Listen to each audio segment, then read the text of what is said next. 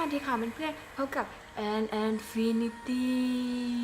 กับเทศกาลวันฮาโลวีนที่ใกล้เข้ามานี้นะคะพามาแต่งหน้าในรูปของผีโอเคค่ะไม่พูดมากนะคะเจ็บคอโอเคตามไปชมกันเลย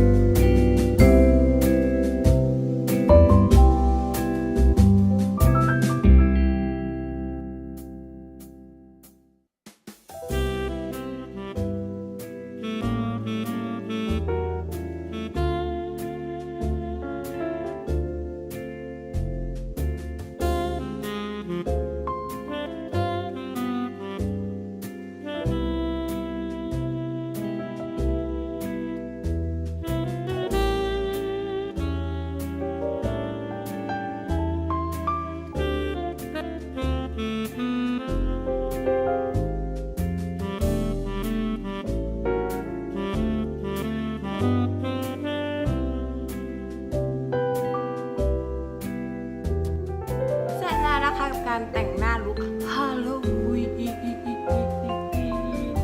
เปื้อนหมดละค่ะเปลี่ยนหนึ่งชุดเพื่อความสมจริงนะคะฮาโลวีนปีนี้เพื่อนๆก็ลองแต่งตามกันดูนะคะลุคแบบนี้ง่ายๆเละ